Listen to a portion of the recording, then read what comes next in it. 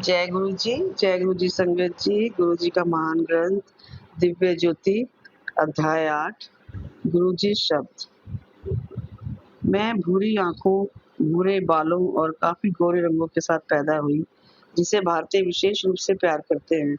गौरी और खूबसूरत।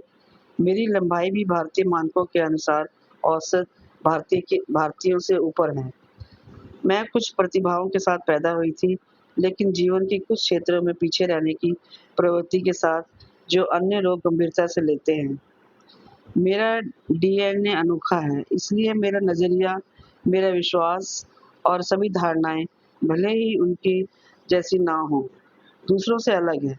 मेरा कहना यह है कि हम सभी अलग-अलग दृष्टिकोण के साथ अनोखे हैं, और जब हम गुरुजी के पास आते हैं, तो हम में से प्रत्येक के पास उनकी एक भिन्न धारणा होती है। आस्था का स्तर भी प्रत्येक व्यक्ति के में भिन्न होता है। कुछ लोग मानते हैं कि वह शिव के प्रकाश है, जबकि अन्यों के लिए वही उपचारक है, और फिर भी अन्य के लिए एक प्रबुद्ध गुरु। मैंने उन्हें उपचार शक्तियों के साथ एक प्रबुद्ध गुरु माना। मेरी छोटी-सी बुद्धि समझ नहीं पा रही थी कि वह वास्तव में कौन है। सर्वोत्तम?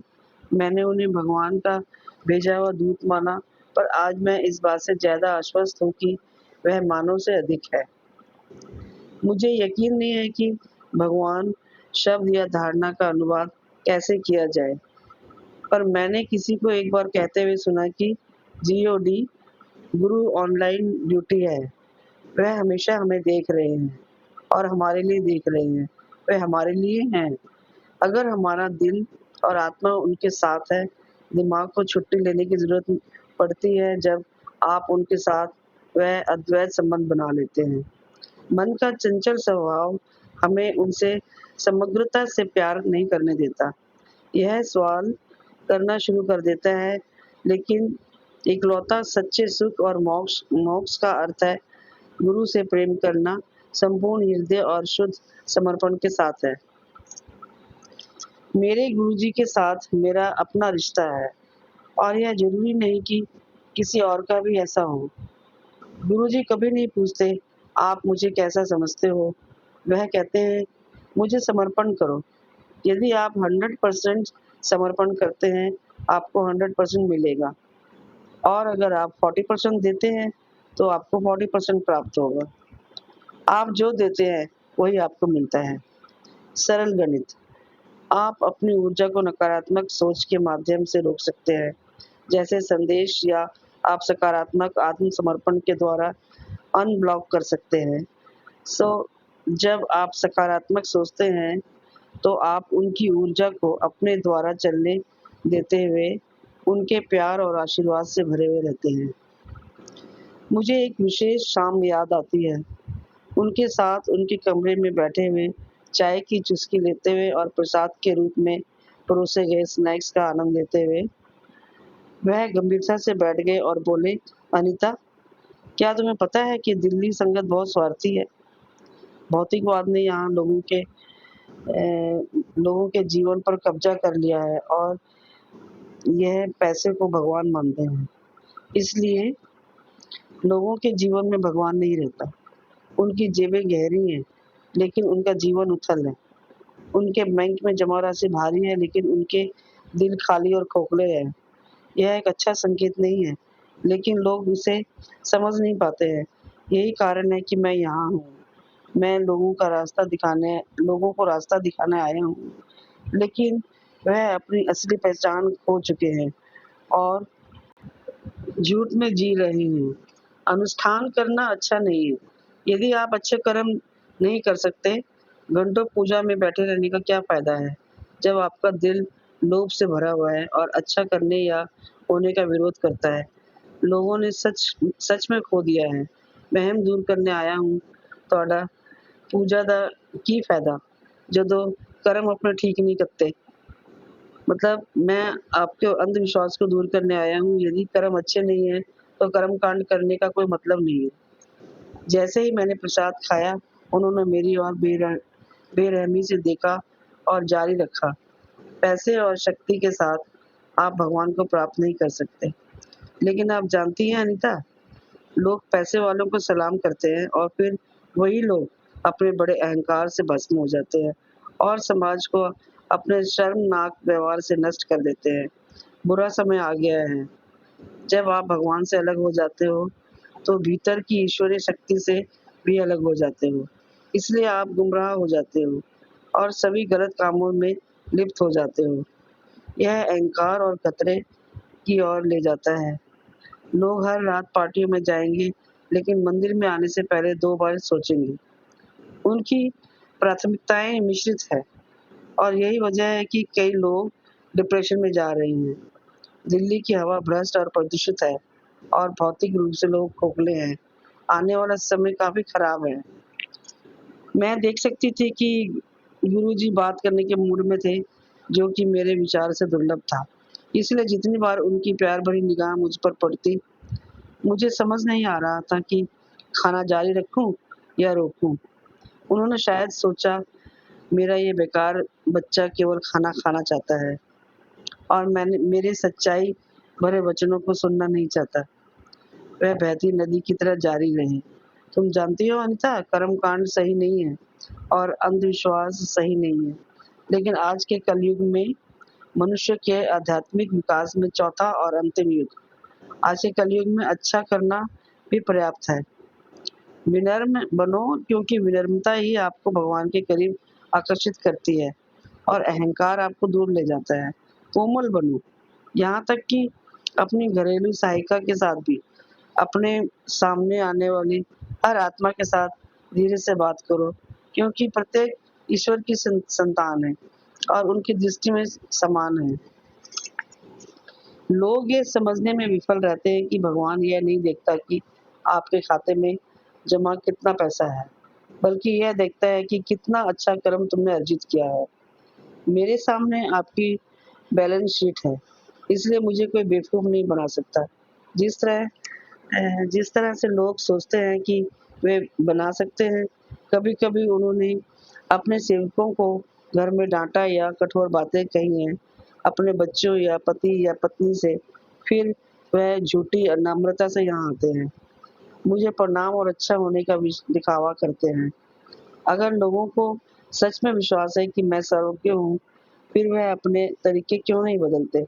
क्यों मानते हैं कि वे धोखे का पर्दा मेरी आँखों के आगे खींच सकते हैं? जब कोई व्यक्ति यहाँ आता है, तो मैं उनकी फ़ाइल खोल देता हूँ। मुख्य फ़ाइल खोल देना, मैं उनकी आत्मा को देखता हूँ और उनके बाहरी वस्त्र को नहीं। मैं भूत, वर्तमान और भविष्य देखता हूँ और वह अपने छोटे दिमाग से सोचते हैं कि वह मुझे बेवकूफ़ बना सकते हैं। वह मेरे सामने अपनी उपस्थिति दर्ज कराते हैं। वे मूर्ख और पाने की चाह में अंधे हो चुके हैं। वह अनजान है इस शब्द के प्रभाव से और उसके महत्व से जो शाश्वत है। यहाँ सब कुछ स्थायी है जो नष्ट हो जाएगा। आपकी सारी सांसारिक इच्छाओं और माँगों सहित। आपका अपना शरीर भी अपना नहीं है, क्योंकि वह भी गुज़र जाएगा। क्या मतलब है उसे थामे रखने का, जो आपसे दूर जाना तय है और आपको सौदेबाज़ी में दुखी छोड़ देगा। लोगों में आध्यात्मिक शक्ति की कमी है और वह ये झूठा विश्वास करते हैं कि भौतिक शक्ति सबका स्थान ले सकती है। अपने आगे आने वाली यात्रा की तैयारी कर लो, क्योंकि यहाँ जीवन उतार-चढ़ाव से भरा है। आप नहीं जानते कि अगले कोने में आपका क्या इंतज़ार कर रहा है। इसलिए खुद को सांसारिक सुखों के लोभ से हटाकर स्वयं को ईश्वरीय पद से जोड़ें। और गरम पकोड़े कमरे में आए और गुरुजी ने झट से मेरी ओर देखा और महिला सेवक को मेरी मेरी थाली में परोसने का आदेश दिया। वह जानते थे कि जहाँ पर प्रसाद की बात आती है, मुझे खाना बहुत पसंद है। मैं ऐसे खा सकती थी जैसे कल कभी ना नहीं आएगा। मुझे अधिक स्वादिष्ट गरमा-गरम चाय प्रसाद भी परोसा गया।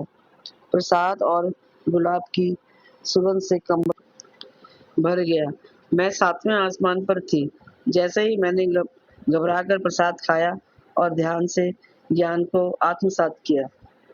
अनीता, तुम अपनी तरफ देखो। मैंने तेरी बीमारी खुद पर लेकर तुझे ठीक कर दिया है।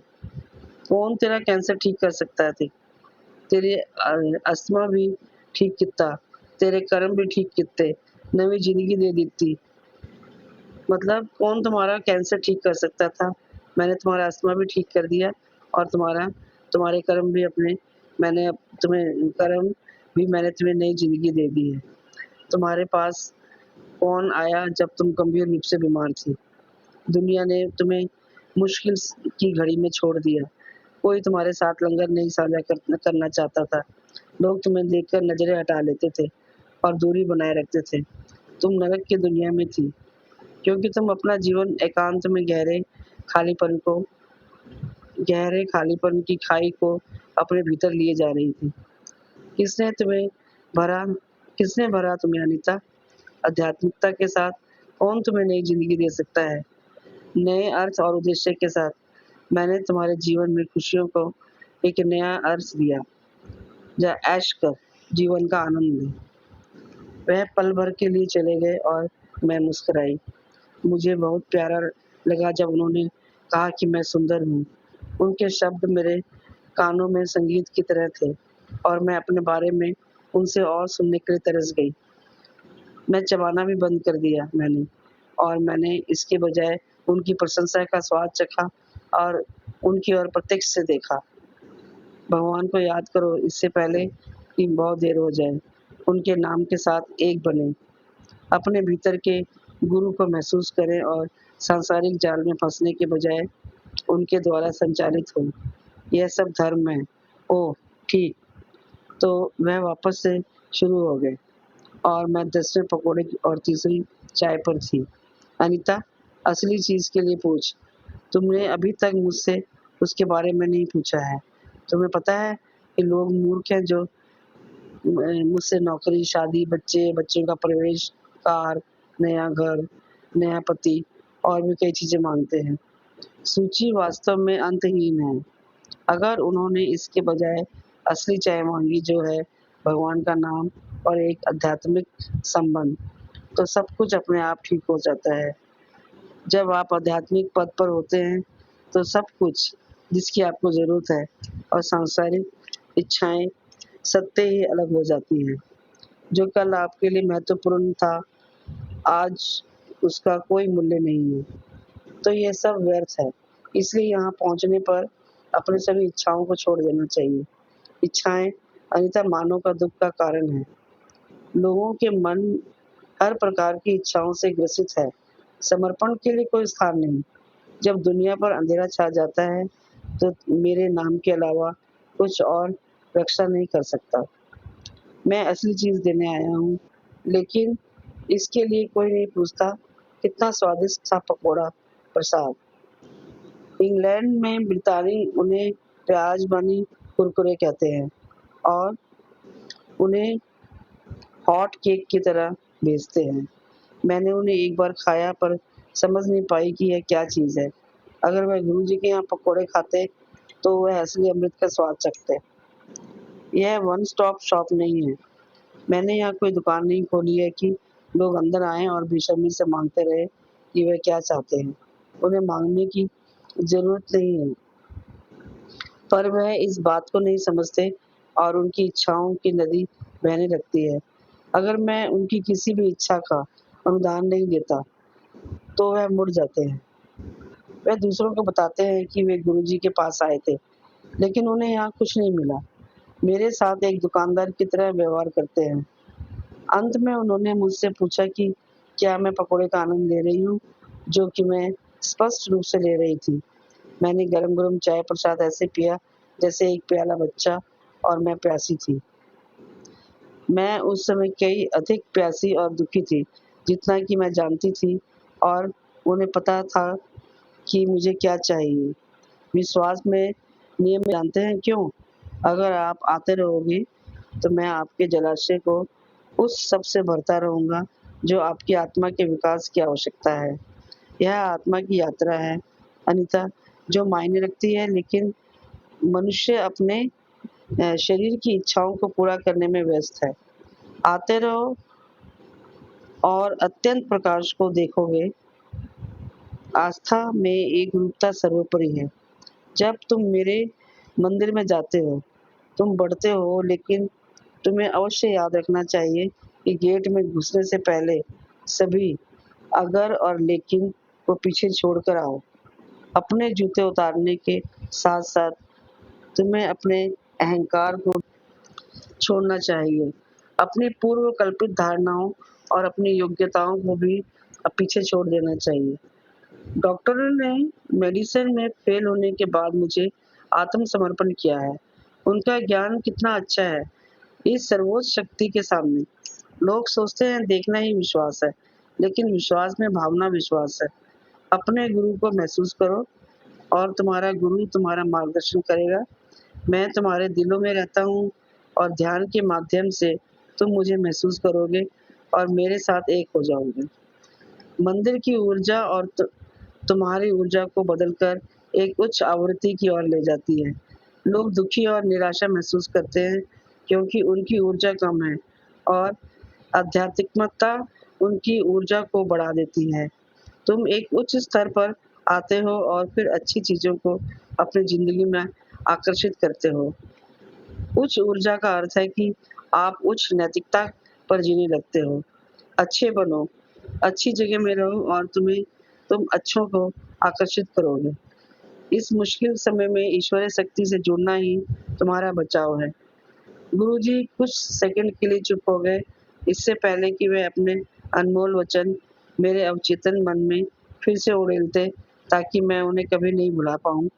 मैंने खाना बंद कर दिया क्योंकि तब तक मैंने मेरी थाली में पकोड़े के हर निवाले को पूरी तरह से खा लिया था और मैंने अपने ग्लास में देखा क्या थोड़ी और चाय थी, लेकिन वह भी खत्म हो गई थी। खाओ, प्रार्थना करो और मौज करो, क्योंकि आने वाले समय गंभीर हैं।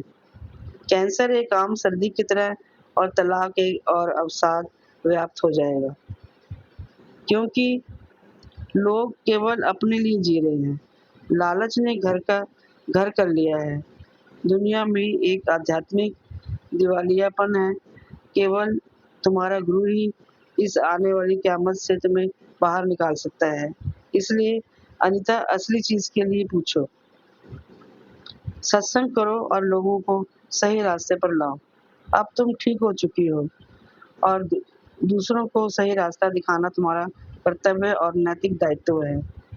इस तरह तुम अपना कर्ज मुझे चुकाओगे और अब जाओ। जैसे ही मैंने जाने के लिए सर झुकाया, मुझे एहसास हुआ कि जो मैं पिछले 1 घंटे से खा रही थी, पकोड़े नहीं बल्कि दवाई थी। उन्होंने मुझे मेरे पुराने विचारों को मिटाकर नई मानसिकता में बदल दिया था। उससे कहीं अधिक जितना कि मैं कभी समझ नहीं पाती। मुझे मुझे देखकर मुस्कुराए और उनकी शुद्ध पवित्र दृष्टि ने उस समय मुझे अधिक प्रेम से भर दिया, जो मैंने अपने जीवन कालों में कभी महसूस किया या अनुभव नहीं किया था।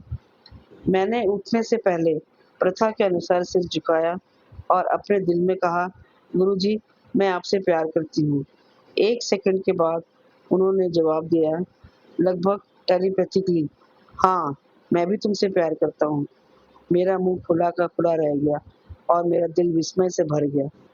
मैं ये सोचकर कि सच तो दिल से महसूस किया गया जा सकता है, दिमाग से नहीं समझा जा सकता, और उनके दरबार से आ गई हूँ। जय गुरु जी।